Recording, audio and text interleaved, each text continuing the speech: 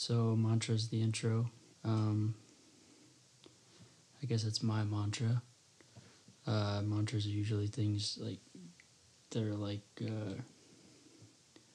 either like a vocalized pattern in a meditation, or it's something that it kind of brings you back to ground zero. If you're meditating, your mind goes way off, and like the mantra is something that kind of settles you. So in the song, there's initially some Spanish lyrics, but in between the lyrics, there's this hum, and it's like,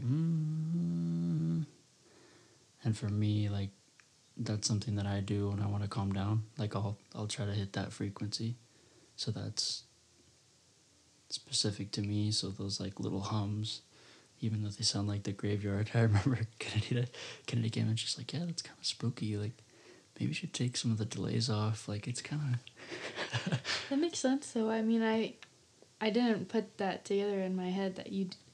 I mean, I hear you humming sometimes, and in my head I'm like, why is he humming? Like, I mean, maybe he's just singing or whatever, but that makes sense. That makes more sometimes I'm sense. just going off, but yeah. Click. Yeah. So yeah, that's that, and then so yeah, there's that piece, and then it's broken up into another section, which is, as we talked about last time, it's kind of like the sun coming out. Like there's kind of this dark thing, and then all of a sudden it's like these really like joyful pianos. Like it's blissful. It's kind of euphoric. Kind of reminds me of Teletubbies, but yeah. So this is mantra. Man, no thoughts, expectation. Man, I really just made these myself. No puedo mandar este tiempo. No quiero comprar más momentos. Porque con todos los lamentos que saldría, que saldría.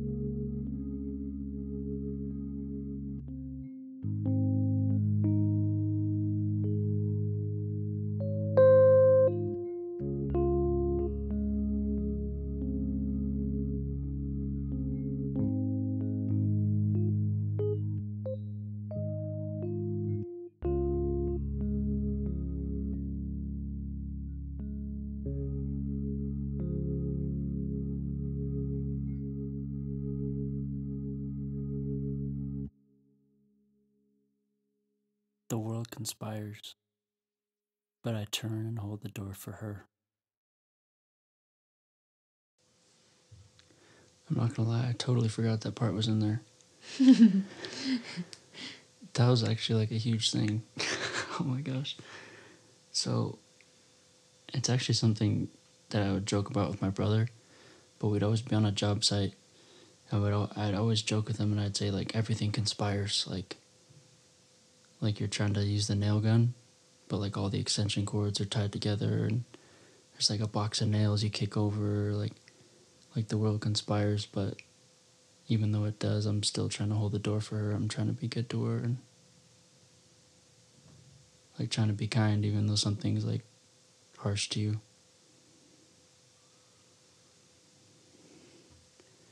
I also think this is really important in this song because the piano, like that song, is Kids from my other project. So it all ties back to the gnome, baby. Always does. There's always a gnome. It has to be a gnome. But yeah, the kid or the gnome, like he's just looking out for me. He's the little guy in my brain that runs around and like whacks all the clutter away. Your mental house elf. That's right. It's pretty good. So, yeah, man, that's mantra. That's the way I wanted to set it off. It's kind of... I want to know, like, why you chose that song to be the intro. Because it's kind of like...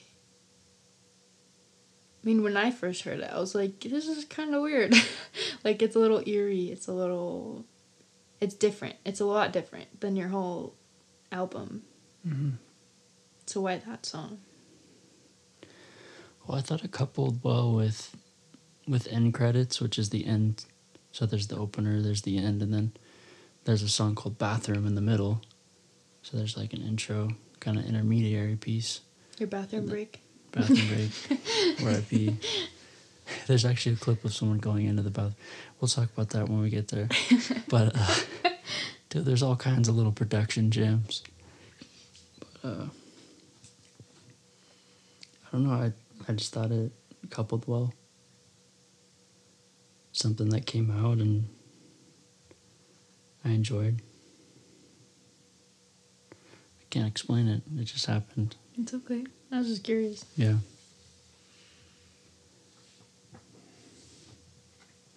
Do you have any thoughts, JJ? As always, thoughts. I mean, it's definitely a good creative choice, I think, to have. I mean, it's not unusual for beginnings to be very different from the journey and from the end. Even just metaphorically or in life, right? Your first step's always so different from the 1,000 in between. Mm-hmm. And then your destination's always very different. You know, you never thought you'd be where you end up. But and there's also a lot of, it's not unusual, I think, for albums to have the intro is like your chance to, you know, it's the hook, it's the catch, it's all the, well, you know, I'm trying to say like the unique portion always often to be like, hey, look, this is different. Pay attention. Mm-hmm. In like stories, especially in short stories, or even in analytical writing, you want to start off with your hook becomes, instead of it being an engagement, people are probably reading it for other reasons, but you want to make it your thesis statement, or it's saying, if I could find some way of summarizing or explaining a unique emotion or a unique summary of some sorts. So, I don't know.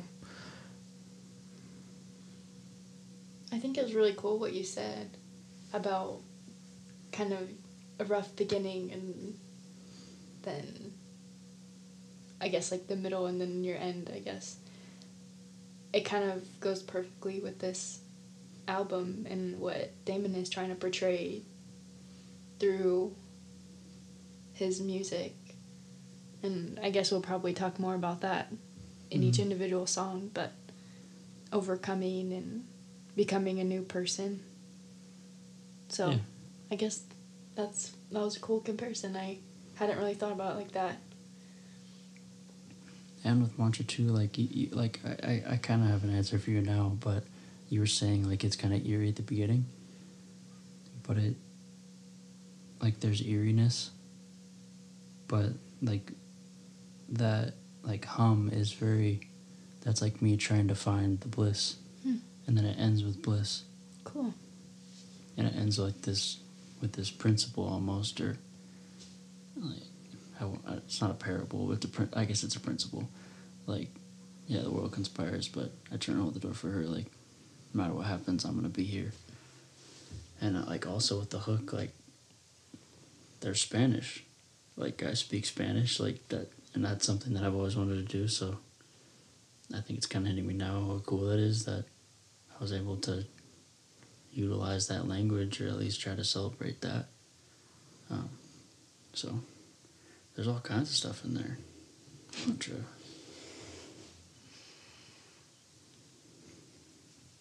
Which one's next? All right, let's hit it.